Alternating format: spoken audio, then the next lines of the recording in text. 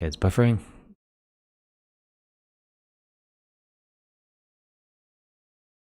Okay.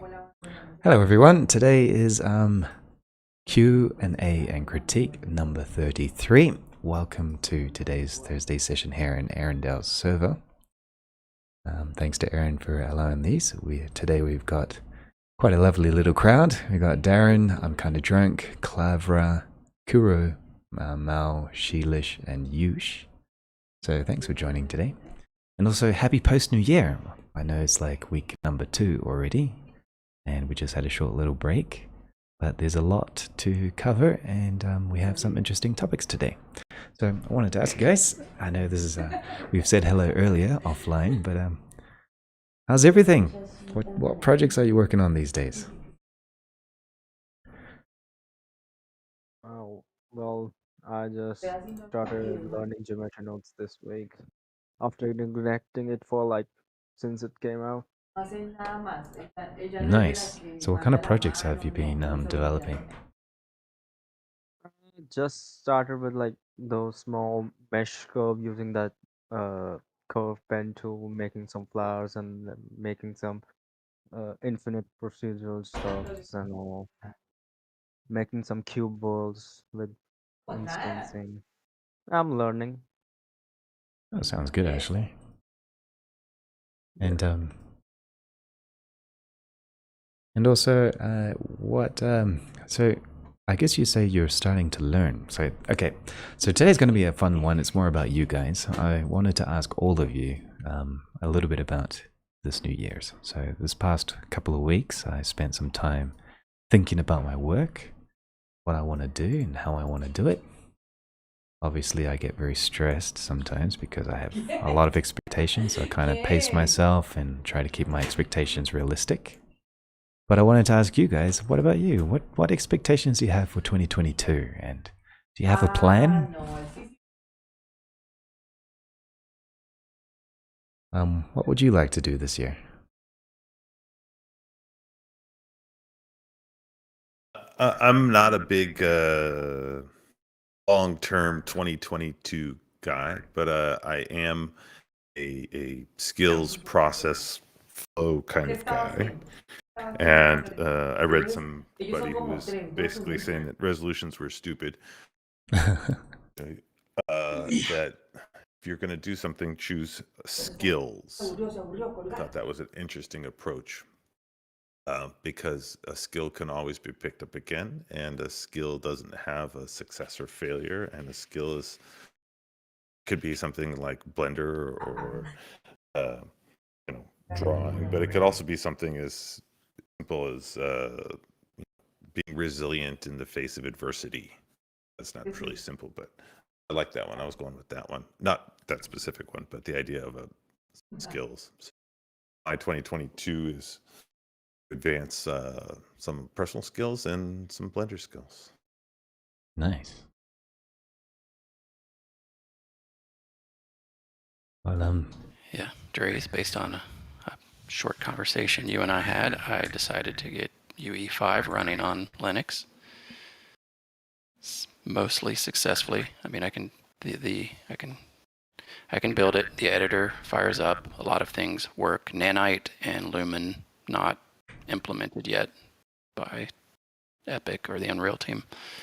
A little problem with MetaHumans as well, compiling shaders, but in general, working pretty good. So maybe I'll be putting in some patches or bug reports. See if we can get a little more stable on Linux. oh, that sounds excellent, actually. I haven't started using Linux yet, but I mean, I like the sounds of it.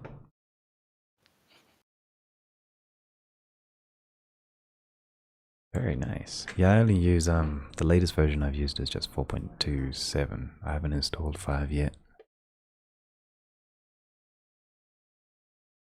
Well, that's interesting. I like your concept about the idea of actually keeping it skills based or keeping it a moral based concept instead of an actual resolution or plan, which is interesting. Shaders are compiling right now. Because yeah, the way that I've been doing it is basically I try to keep it nice and simple and just have like goals, and then I try and make a plan. You know, for example, in general, get a good client work or just earn 400 Well, bucks yeah, passively. checklists are a must if you want to do some progress. Yeah, but they get relatively large. Yeah, sometimes work gets piled up, I know. But that's because I'm a little bit OCD, so it's a bit crazy. So what about you? Anyone else? What are you guys planning to do this year, or what skills would you like to develop? So we have Darian. We also had Yush. Hello. Hello, Clara. Yeah, I started Blender 1 week ago. And nothing. I'm just I participated on Blender Royale the other day. Oh, how did it go? Oh, really good. I got matched up with Luke, and he in 15 minutes did what I did in 45. So yeah, it was impressive to say the least. But I've been learning everything about Blender in 1 week, and I've been posting all my progress everywhere to get feedback, get ideas. So yeah, I don't have many resolutions. I just want to make it alive through the year. Oh, so you gotta. That's pretty morbid. No. Hey, the world is in a really tough place. I just want to make it to 2023 without the world imploding. You'll be fine. We'll all be fine. Eventually. Just start watching an endless series and get addicted to it. You'll get a reason to live That's through so many much years. darker than I expected. Let's just Thread Ripper won't be fine, but we'll be fine. What's wrong with my thread? So how's it going, Ledge? I'm glad you could join us today. Yeah, oh, it was serendipitous. I was just kind of looking at Discord. I'm like, what? Draise is streaming something. Yeah, I'm that's like, right. oh my gosh, it's critique. That's right. And today we're doing it a little different. I have a question for you. What about you, Ledge? What are your expectations, or what are your plans or hopes or aspirations or skills that you want to work on this year? So I think I'm going to invest in some sound equipment so that I can do some music making. And I'm going to get my backlog of ideas sorted out. So I have a lot of these like cinematic masterpieces I want to put together, but I've always been too busy. I had no idea you did music. Yeah, but my biggest issue is that I haven't been practiced at actually putting it into the computer. So like keyboards and guitars and stuff, violins, like I've only ever touched them a little bit. And because of which, it's like it's super slow making music without at least some MIDI device going into your computer. Yeah, it's easier if you have something to work it. But yeah, that's all I got planned. Like maybe some language stuff, but I mean, I don't know. Well, the year's only so long. Yeah, it's shorter than you think. I was doing my audit the other day, which is kind of like my own performance check. Oh yeah, I was there. Yeah. Was there. Whoa. So I had some interesting statistics. I got about 2,600 hours of labor into work, which is about an average of 50 hours per week. Oh, that's a little higher than it probably should be. Yeah, it's higher than it should be. The average, I think, the average in the United States is 1,800, and the average in Europe is about 1,600 of productive hours per week. I think it is. So I'm way over. Do you do this manually? Do you have an automated system? Is this because you're billing clients that you could do it, or? Yeah, I track my time. So I have a little timer up here that I have installed on my computer that reports to a server. And every day I record my hours, roughly. How do you do the time that like a lot of the time I am like in a bathtub or something, or like I'm on a bus. I'm just like, yeah, let's just like solve one of these crazy equations or figure out a way to do something. And yeah, you're still working, but there's nothing digital about it. Like, there's nothing to track you doing that. Yeah, I don't count that time. Oh, so you have more than the average, and you're also not counting the thinking time and designing time of the things you're doing. Yeah, this is only time I tracked when I'm sitting at my computer and actually working on something. Oh no, Draise, that's not healthy at all. Yeah, a bit too Damn. much. Oh, that's too much. We were talking about skills earlier. I think maybe a skill would be to not think about work when you're not at work. I don't know how much people enjoy that skill or prefer that skill, but if Andreas is only working when he's at work, then that works, then that's perfect. But if he's not present, if he's thinking about work, not at work, that's his choice. I'm not sure. Draise got their brings own his philosophy. stuff home. He brings it into bed with him. Draise doesn't leave his work alone. Nah, I do. I developed this. Hello, Slinc.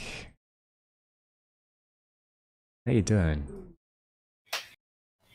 We're going to review your geometry nodes today, so I'm glad you could join. But what I was mentioning earlier about compartmentalization of work, I learned this a little while back, and I highly recommend you guys do it. Is what you mentioned, Darren, is like you gotta like step away from the computer and not work. So these holidays, for example, was 2 weeks away from the computer, just out in the wild, going to the beach or going to a festival or something different. No computer. I didn't even have a computer. Find things to do. Like, I mean, I don't know. Maybe I'm crazy, but as soon as I get away from my computer, like when I went to my parents' place for like the holiday season, it was like, the heck do I do? Yeah. Like I had like an existential crisis trying to go like, what do I like again? Like, what do I do when I'm not doing work? And it's just like I can't even remember a time when I wasn't. Oh, it was like, I don't know. It's hard to describe, but like I have that problem. Do you have that problem? Find some hobbies that aren't involving the computer. Like, it's good for mental health for sure. Blender. Say Explain that. Could you say that last part again? When your hobby is doing Blender. Your hobby's Blender. When you're away from your PC. I can relate. Like, how do if you all of your find hobbies are like on PC, like you code, like coding can be a hobby, code modeling and doing digital You're art. just Like mentioning more of my occupations. You're not. It's kind of the problem.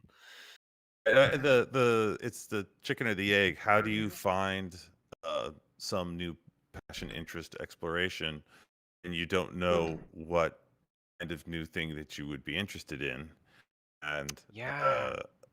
The short answer I would have is friends. Yeah. Yes. Just, hey, let's go do something. Something you want to do, something I want to do, something new, different, something the same but different. Like, as a way to just explore and try. Break up the monotony for a second. Yeah. Great idea, but here's the catch. What if all of your friends are in digital stuffs and all? Are what? Like, Are not available? What you do then? No, they're all could like do the something- same sorts of people, so you end up doing the same sorts of things. You could do new things in the same domain. Let's say you're all digital junkies, right? Every day you're like on some 3D art and you're doing artwork. All right, we're gonna go to a con. We all in like different. Right, like We're gonna go to a con. What?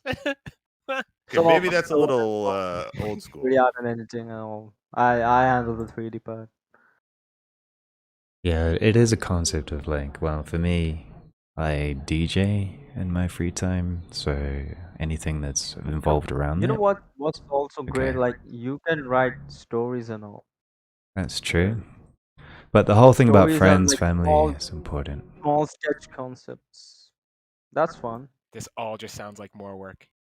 Yeah. All of it. No, dude.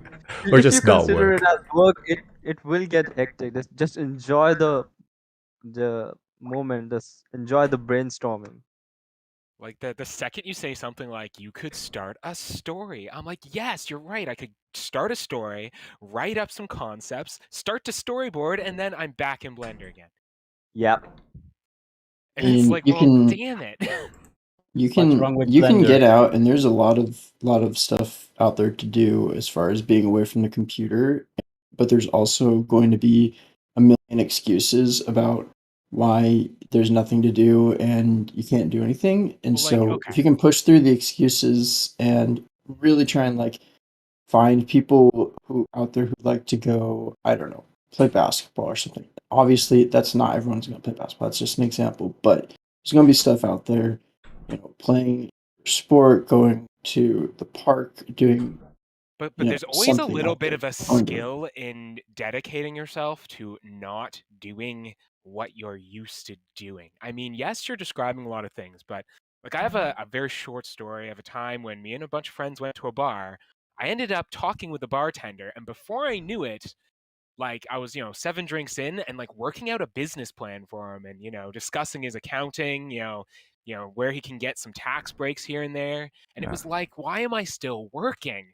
Like, how did that happen? I'm not supposed to be doing That's this. that moment, dude. That's that moment right there.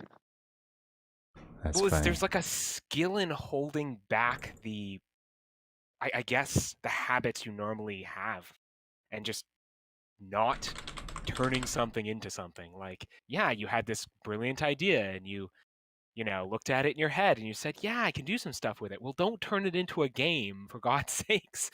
Like, hold back the urges.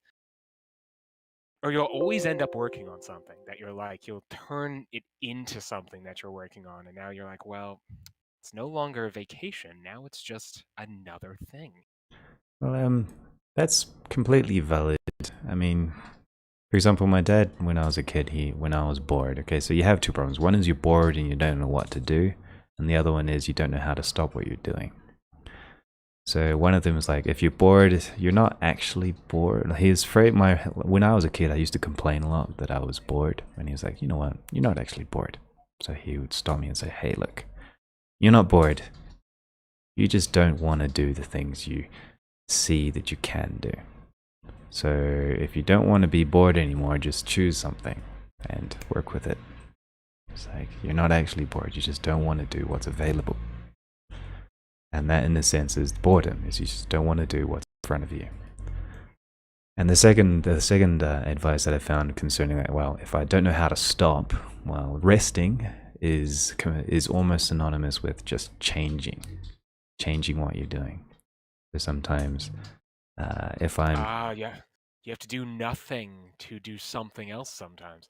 Yeah, well, sometimes you just need to stop your current activity but if you can't stop and you just change your obsession with something else, it's completely valid as a rest.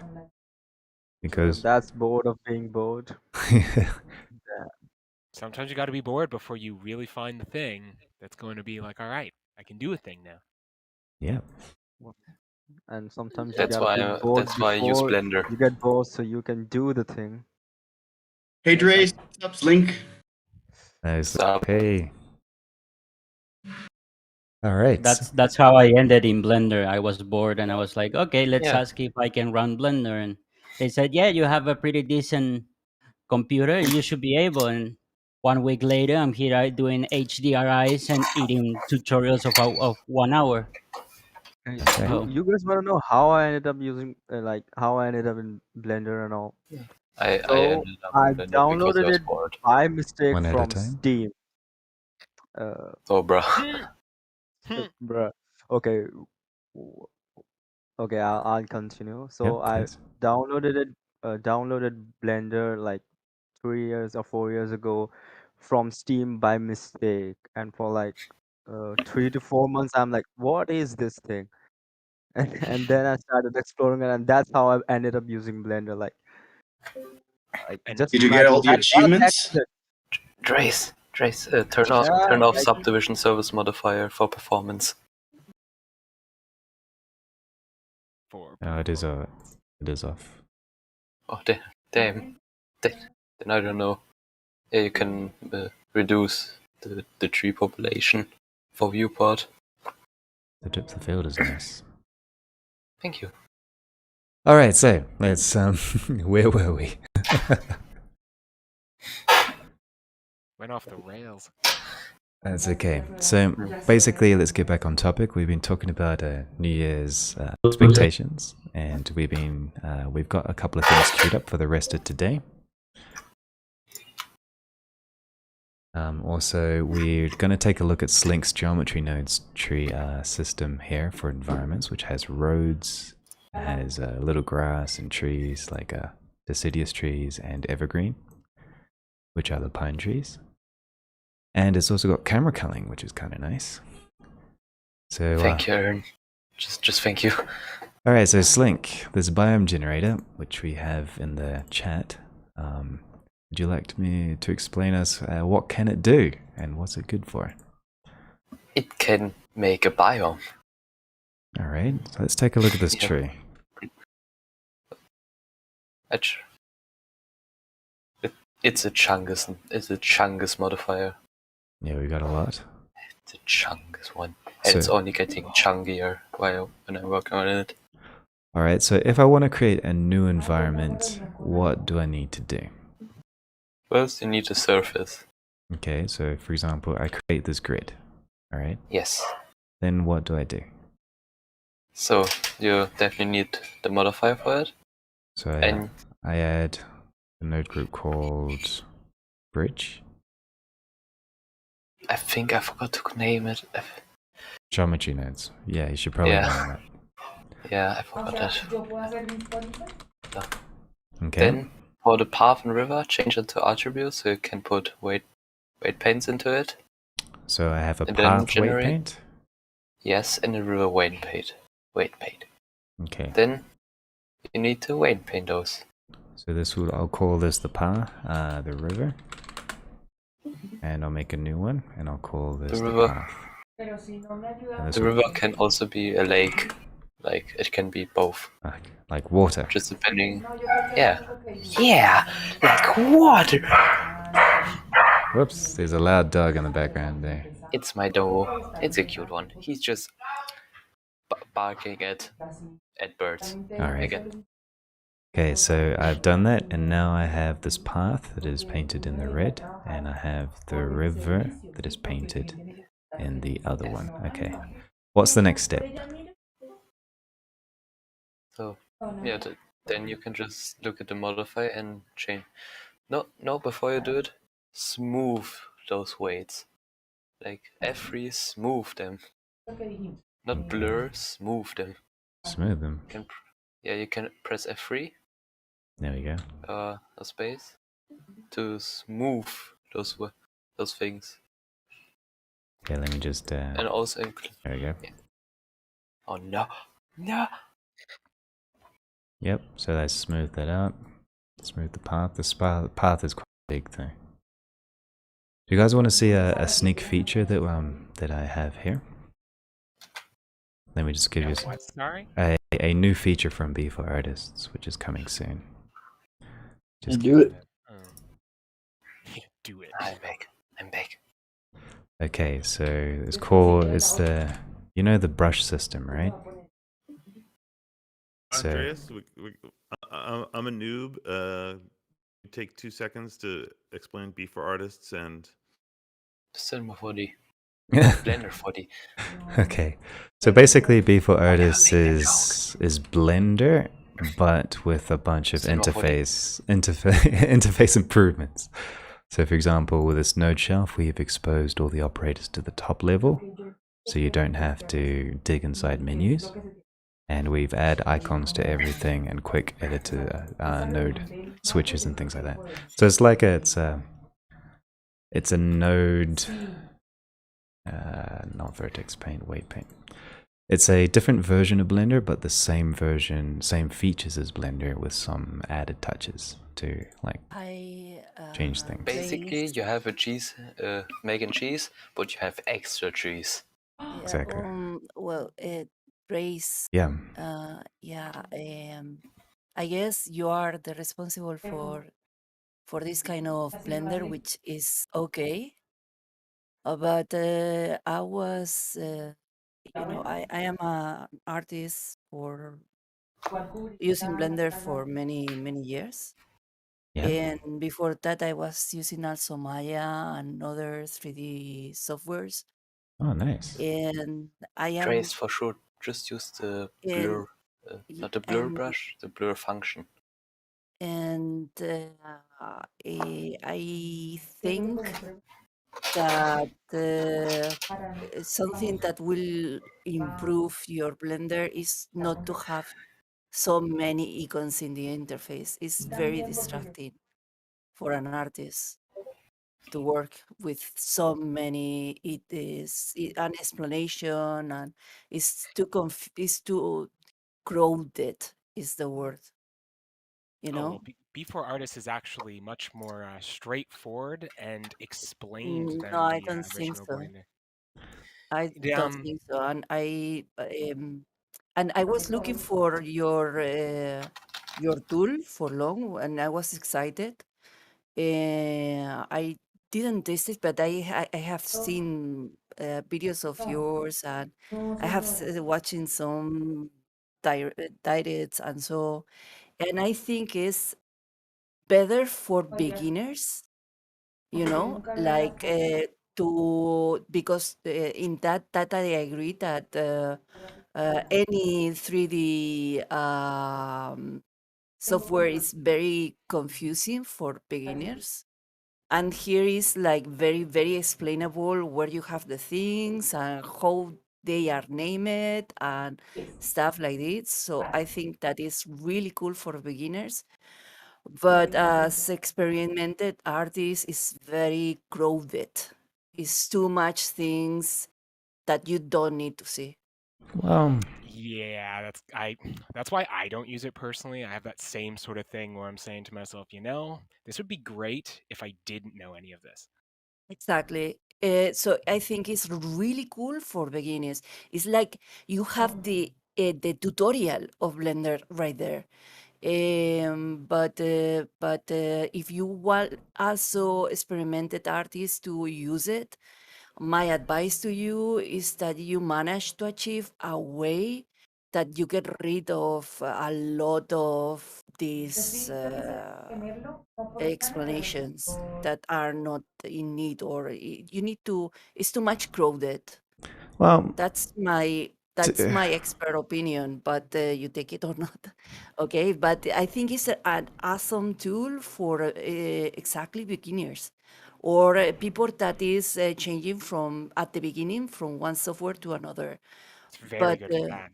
yes, exactly. Because, for example, in Maya, you have all these crappy icons that you have to have in there, and people are used. And once in Maya, you also can take some of that and get rid of, make it your own, for example. But here is like too much. You don't need that much information. well, you can always. The good thing about B4 Artist, though, is that compared to Blender, Blender has repeated operators everywhere. B4 Artist removes those, so concerning like operator bloat, B4 Artist Good. is actually minimal. And then And it's good another that thing you as get rid well, of. if Then you it's good. want, My advice of telling you that for experimented artists, you manage a way that for example, you put a button or whatever. I'm not a Python expert, so that is if you have experience and you want to hide this la la la la la that is more beginner features in Blender, you can do it, and then it's great. and here as And well, then it's going to be great for the rest of us. and the same thing And here with like, it's just an advice, it's just a suggestion and an advice.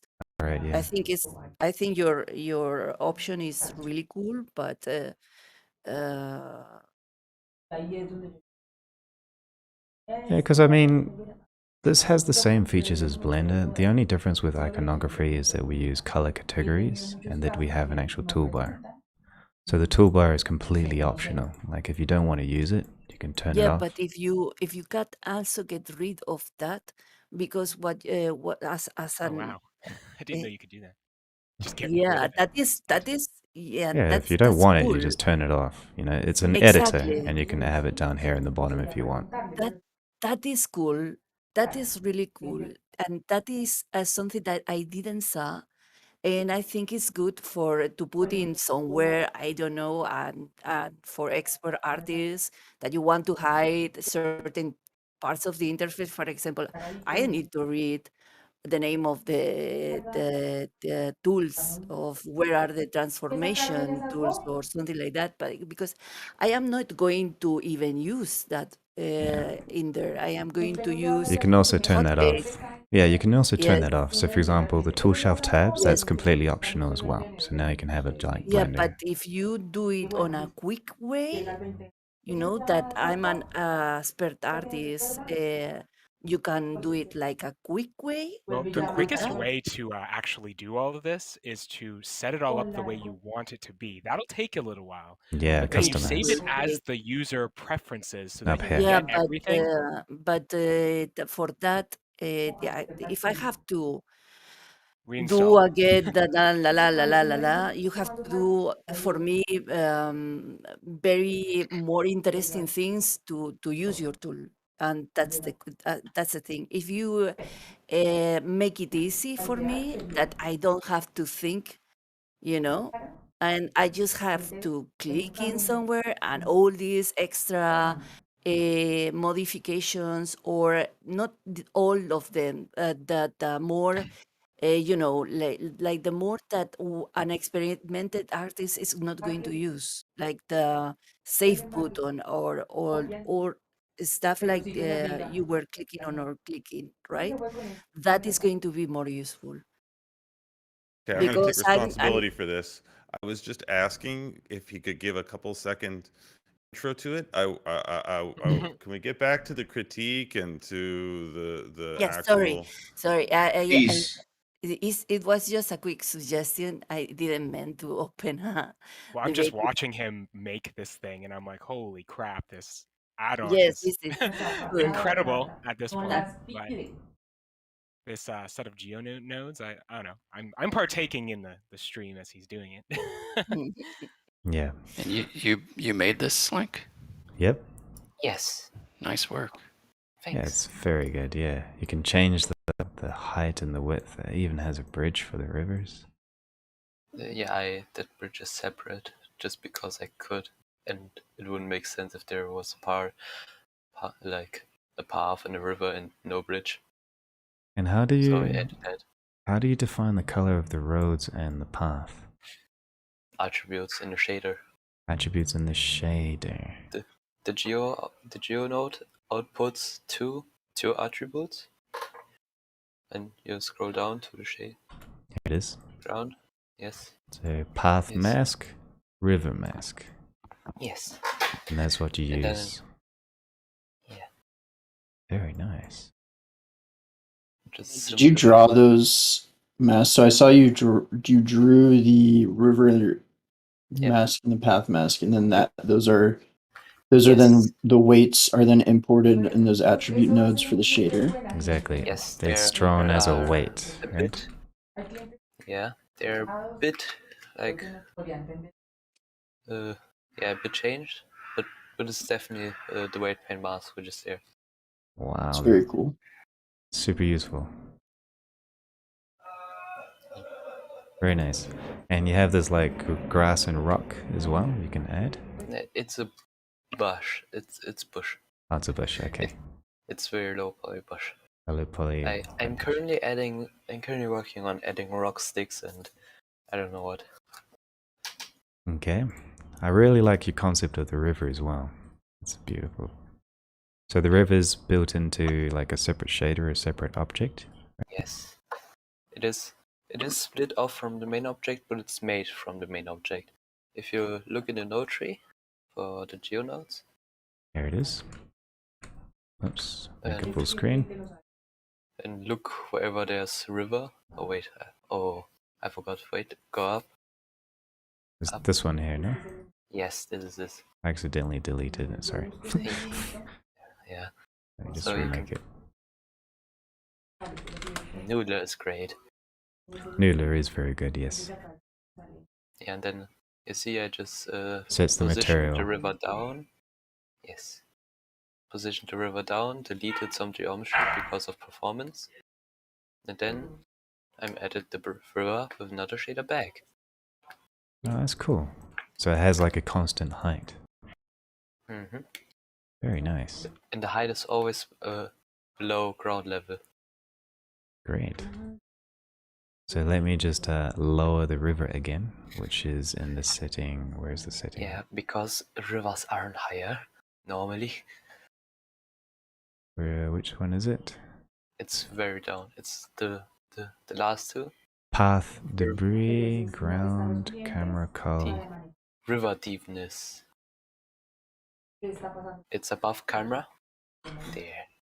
Above camera, river deepness. Gotcha. I went positive. So just make it negative. There we go. Fixed it. There's the river. Or it could be mud mound. Nice.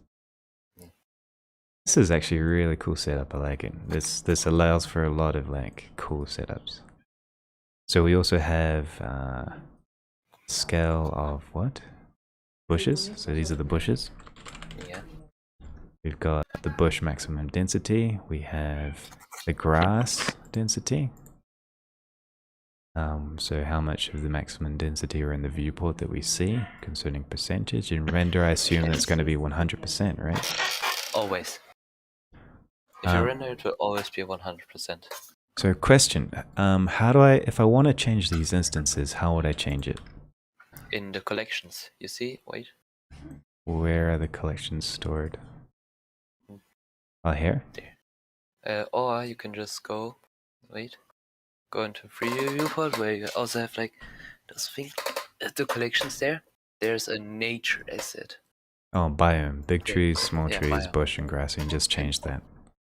Yes. Just change what is in there, and then you have like all the things you need. All right. Okay, cool. Well, this is excellent. All right, guys. So, in a rating of 1 to 10, what do you guys think?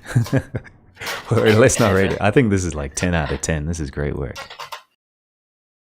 This is super, super nice.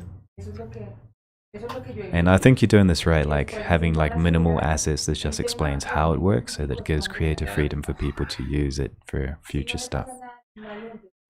And what else? It's better for viewport performance. I have used it with high poly trees and no viewport performance. And yeah, when I'm working, I'm going to use those for viewport performance. Yeah, I like how you decouple the density of the particles as well. With viewport amount, which is kind of nice, and maximum density as well. The trees are both in the same collection, I assume, then?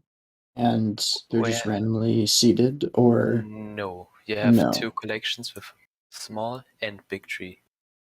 And okay, because it seems like there is a pattern of the light green. Okay, of the light green being close to the path, and then the like pine tree or the spruce tree being further away. Mm-hmm. And then how is that controlled by a noise, or no? It's are you controlled mixing? by the same weight paint you drew, like for the path and river. Okay, so it's just like the inverse of it. Yes, basically. So that's why the light green trees they're part of the fall off that are like not one, basically at that point. And then how are you getting the light green trees that are back in the cluster of the dark green trees then if it's controlled by the weight paint? So that should all be 0 at that point, right? I have plugged a random value in it, so it's also a bit randomizing. So yeah, you can change that, of course. Okay, that's cool. Very nice. And I here like we have that. this. That's an interesting setup. Never thought of doing scattering like that. Yeah, I think it's an awesome setup. Well done. It's trying to improve. Always. Also. Very cool. All right. Okay, so created also a art piece with it, like more realistic one. Oh yeah, please show. I'd love to see this. There. It is uploaded. Okay, let's take a quick. There, use the biome generator to generate it fast. And thank God for the imposter baker. Oh yeah, I see it. There's the path down here in the bottom left. Trees. You got trees going up into the mountain. Nice. And the dog is nice as well. Yes, he's a cute one. Okay. Alright, so... I need to go. Okay, I'll talk to you later, Slinc. Thanks for sharing this, and thanks for keeping this free as well. But if anything, we'll probably send you a couple of euros here and there, hopefully. Awesome. This is really nice. But also, a small recommendation, the file that I found is a blend 1 instead of a blend file.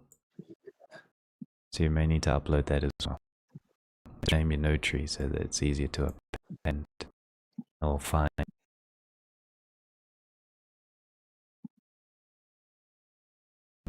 With some grease pencils or something to quickly explain how it works.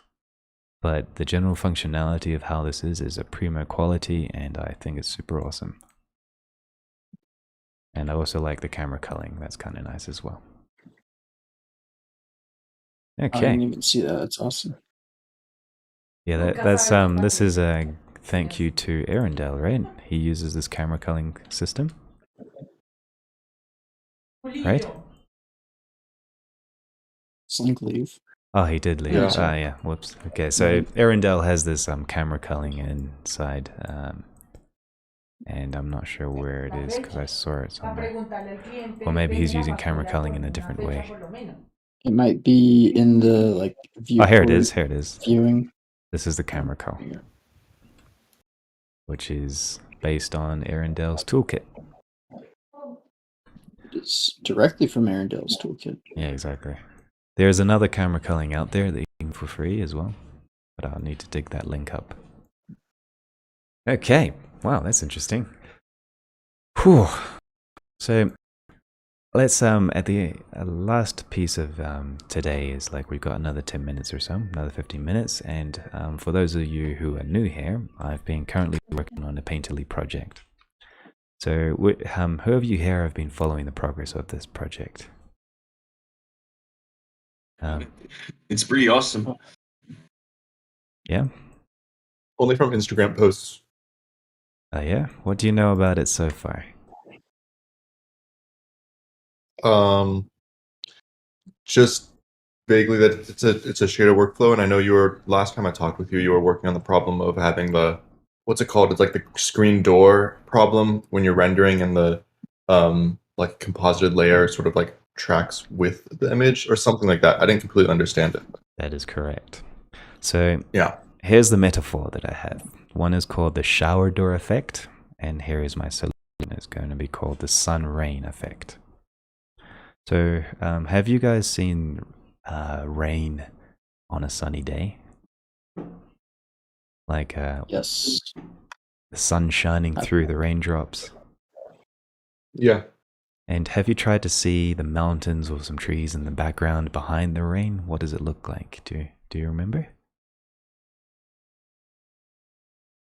I can't recall what that looks like. No. Well, it's kind of because of all the refraction from the raindrops, it's like the further away you go from your eye through the sunlight, through the rain, through the water of the drops, the more drops you see, the background starts to look very painterly. Real life, it starts to look like it's blurry, like you have an increased depth of field. So you look at the mountains through the rain and the sunlight, and it looks absolutely gorgeous. It's a really interesting effect. So if I move my head, I was walking through the little village and I could go through the street, and I walked to the left, to the right, and to the background, and I could see that the raindrops were kind of stuck in 3D space like a volume. So the problem with the shower door effect is do you guys have a glass shower door in your house, or a window with water droplets, or in the car? You notice that the water droplets are stuck on the window, right? So if I move my head and I look at things in the background, and I look at the water drops on the glass, the water droplets are stuck on the glass. And so when I look at the background, these water droplets move exponentially crazy in comparison to the background. So the background, I might be staring at the background, but at the front where the glass is placed, the water droplets get stuck, or they are moving exponentially too crazy. So my solution to that was, while I'm still working on it, is let's take a look here.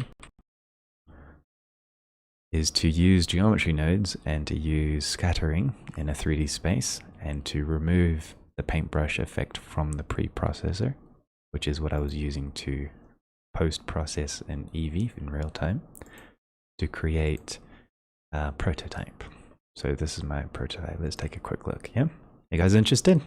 You following? Yep. Yes. Yeah. All right. I have to leave in 5 minutes for class, but I'm so excited. Okay, let's see if I can load it up. It would be in my building. In my ship. No, sorry. Concept lockout. Mind map cinematics on building. Build. It's probably this one. It's 150 megs this scene already. It's gonna take one. Hopefully I can get it in the next. There we go. Is this it? Just needs to compile the shaders. Yeah, it's compiling. Alright, so here's the basic concept. The shader is currently half made. But here in the camera, I only have... Do you notice, like, I'm going to zoom in just a little bit so you guys can see. Can you see this, like, smudgy effect here? You see this? This, like, a... Yes. So this is just the prototype, just to give you an idea of what the... in comparison of the shower door and the sun rain effect. So this is the sun rain. I have a paintbrush, and this paintbrush is in 3D space. So if I take a look at like one of these planes, I have two of them right now. Two big planes in front of the camera. This is my prototype. So you can see that this is an actual 3D space with the actual smudges that are alpha clipped inside the 3D space. And these are looking at the camera. So if I go into the camera and I rotate the camera, these particles are no longer stuck to the window on the camera. It's no longer on the lens, but actually stuck inside the 3D space. So my theory, or the work that I need to develop this week, is this. And then we can take a look at this piece of art and finish it by Clever. So let me just get a brush of some kind. A red one. Full screen. Oops. Wrong one. So if I have a camera here, right? This is my camera and it's looking out. And this is my subject, right? So what I need to do is the shower door effect has this window and it has all the paint effects stuck here. So with the distance between what I look at and the shower door post-processing effect, this is what we do in compositing, right? We create this effect stuck inside world space or stuck inside the camera space, and we look through the compositing to see the 3D space. That's the problem. So that's something we do not want. This was causing like swimming textures. It gives me like a not very cool feeling when I move the camera and the characters as well. So what I'm going to do now is the rain effect is like I have lots of particles going along around the whole entire world. All right. And so with that concept, I have to create particles.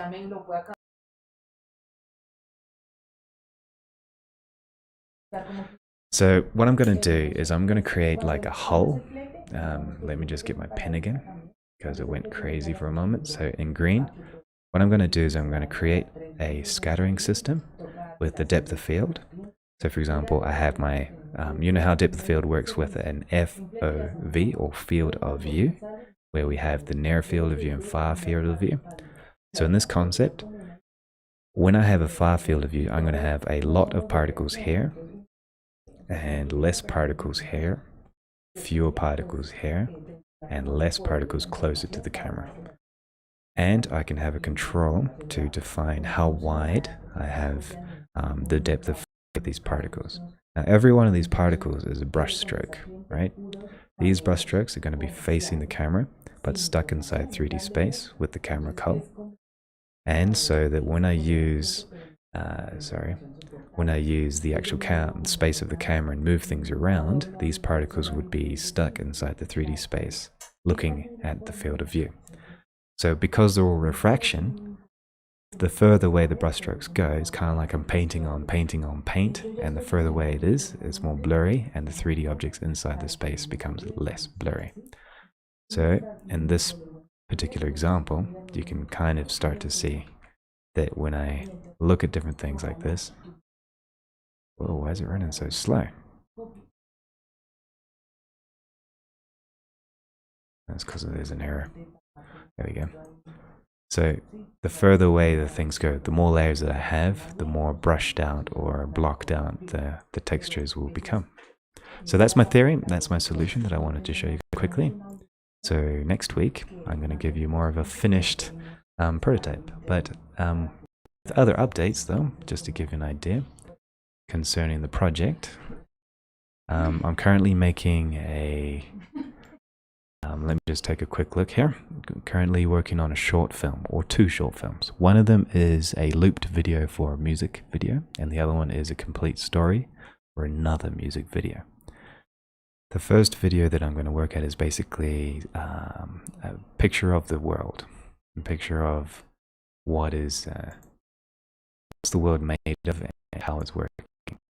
I have the art style that I'm looking at, and I have particular pieces that I'm working at. So last week, or 2 weeks ago, sorry, before my holidays, I had started to create the actual space station here, which is and parts of the city. So it's not procedural, it's a model, which is modeled as well. I use like soft strokes and remeshing and all of that to create the brush ability for the phone nicely. But using geometry nodes, I created this an experimental cityscape, which is now practically finished, and the same thing with like an ability to create some slums, I guess you could say, or trash, or trashy areas. I've also finished creating the ability to the workshop, so I finished designing the workshop, the neon signs, I fine-tune the brushes, strokes, and different things like that for how I want to like create the world and its decorations and things like that. And on top of that, I've started improving the material a lot. So I have neon signs, I have a whole bunch of like improve the edges of the canvas, improve the texture of the paint. I've started creating like a different library of lights to use in the world with a little bit of bloom. A library of different pieces of the city, so all like these signs and things are done. So practically I have enough to build the city to some degree. I've also started working on let me just load up the other things. Things I've been working on. So I got the spaceship finished, I got the workshop finished, made a whole bunch of robots, I've made a whole bunch of I've also done some render tests. So this is where I found problems with the shower technique, which I'm going to show you now. So this is picture often. So I got the texture of the paint, the texture of the brush strokes, texture of the buildings, the way that I want them to be, the details, the layered paint, the atmosphere. I got everything that I want in the world. Here's another example. With all of these are generated in geometry nodes with some pre-made models on stacks. So I have my near end result, perfectly okay for the short film, color palettes and things like that. But when I start to move the camera, this is where the illusion starts to break. So let's take a look at this video nice and quickly. So let me just put it up. Where would that video be? And it would be under the project. So just give me a moment to load the video. And also another things that I've experimented with the actual project is actual frame rate tests. And the render pictures look dramatic. So other things that I've managed to finish is, it was mostly technical, but these frame rate tests were done with these little drones, which has a traffic system, which I showed a couple weeks ago. So these drones fly along curves and they have their random speed and they loop as well. So I only have like a very fixed number of instances, so I don't overload my computer every time the traffic infinitely drives. But so I fixed that out. And but I found some problems with the shower door. Let's see if I can load it up. Where is it?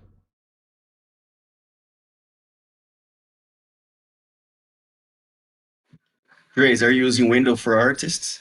Windows for Artists? Windows for Artists. That would maybe, I don't know. Here's the video, right? I'm just using Windows 10. So here is the effect with the shower door effect. So notice with the camera movement, the texture on the window it's kind of jittering right now, but it is stuck to the window. So when I do camera movement in 3Ds like this, I can really tell. I mean, it's subtle because I turned it off quite a bit because I wanted to hide it, but it's evident that one world is 3D and the other thing is 2D. So that's the shower door effect that I'm trying to focus on, which is what I mentioned earlier. It's like you're looking through the camera and you got water droplets on the window on front of the camera.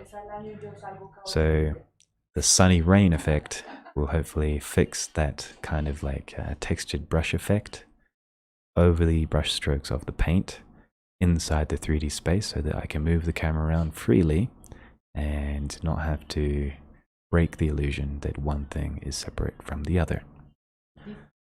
So hopefully the theory is clear for you. Next week we can have a look at the actual implementation when I finish it. It's a work in progress. Still looking really good. So, as a noob, let me see if I understand correctly. You have a 3D asset. You have a effect that is actually in like, I think what they used to call 2.5D. Right? It's fixed to the camera, so it's not truly three-dimensional. And the 3D-ness breaks down when you move the camera because the 2D, the 2.5D is fix the illusion. Is that what you're saying? And that the work that you're doing currently is to create an effect on the plane so that the 2D illusion isn't breaking the 3D. Did I get that correct? Correct. So for example, this is my latest example here.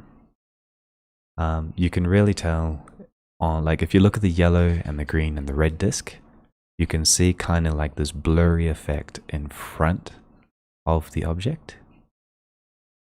Yeah, you can like see these yellow smudges. That is the shower door effect. So even though I'm moving the camera in 3D space, this shower door effect, like the smudges on this paint smudges around the edges of this paint, they're disconnected, right? Like you did it in compositing where you just slapped some sort of a blur mat. Exactly. The video. Exactly.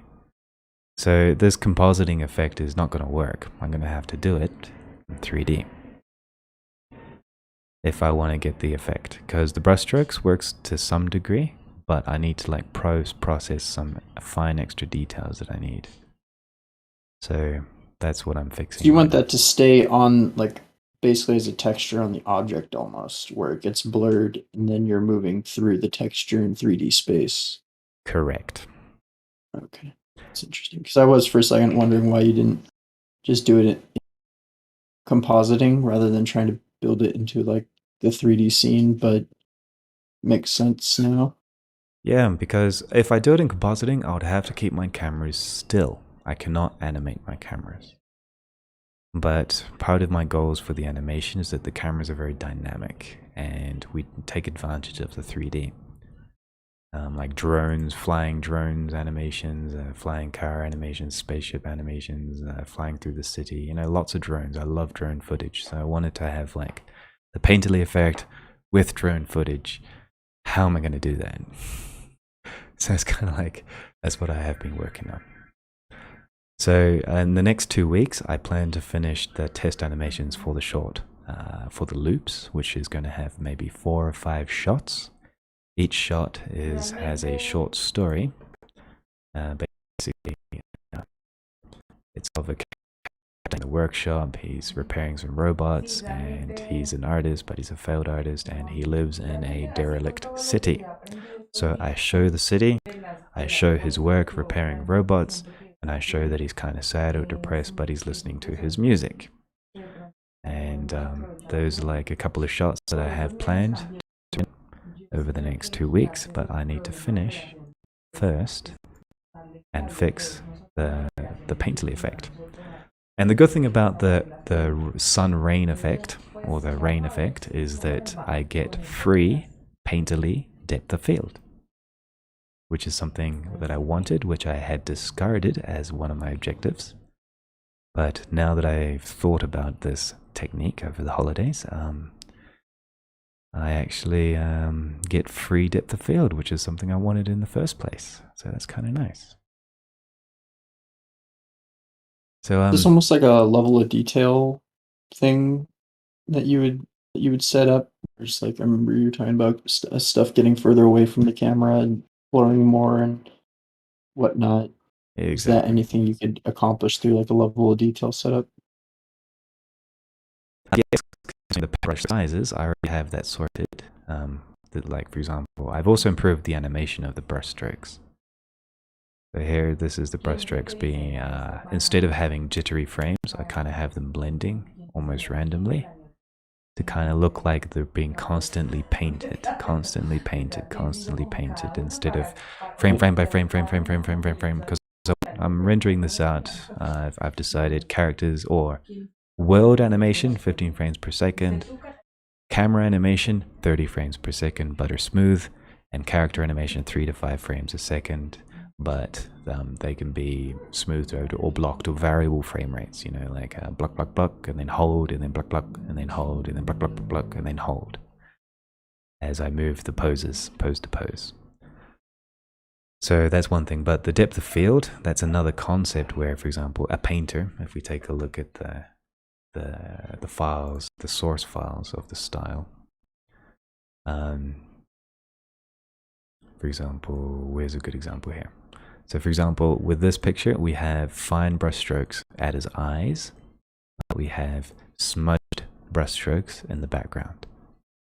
This is the effect that I want, where I have, same with like, for example, here. Here I have fine detail on the character, but then I have large blobby details in the background. That is the depth of field of the camera. This is very evident in Spider-Man Homecoming, for example. Or, sorry, Spider-Man. Look at the background. Blu-ray, they have done this comic book or aberration, I guess you could say, to drive the depth of field in the background to make the foreground feel like it's painted. You could really tell, for example, in this particular case, where they start to throw extra details or to blur out using depth fog or things like that. Now, with the new painterly system of the rain effect, we'll be able to do the same. Here's another example. These has a lot of brush detail here, but here in the background, they're all blotted out by this red atmosphere and like painted over by this smudgy, cloudy concept. So that's what I'm creating. Make sense? It's awesome. All right. It's awesome, yes. I really love it, that kind of tricks. All right, so Betty White's dad has a question. He says, it's his first time here, and you just plan to lurk. That's perfectly fine, and learn for now. That's perfectly good. If you're not familiar with Discord and don't want to clear the voice yet, that's okay. It's tricky to have one at a time. That's fine. So this is kind of like a guided question and answer and critique. We have one last look at before we finish today, which is a piece by Clavra. Is Clavra still here? Oh, he had to go, unfortunately. Okay, so we can take a look at his piece next week. But in the future, every Thursday we connect and we look at people's art. We take a quick discussion of how it is, how it's looking. We share different techniques or answers for particular questions. For example, today's question was about your New Year's ambitions. And also we had a small micro discussion of like what's the differences between a resolution and an expectation, and also like developing a skill or developing a new habit. It's better usually to have a skill in mind or a new habit which is agnostic to a resolution. Like this year I'm going to do this. Instead of saying that, say something like, is Darren still here? How would you say it? What's the difference between that? Yes. The thing about a resolution is it's a success-fail. Goals have usual touchstones and very concrete, either I did or did not achieve it. Whereas a skill does not have a judgment to it. It is a thing that is worked on. It can be picked up. It can come in different forms. It is open to exploration and failure, and it inherently says something about practice in it.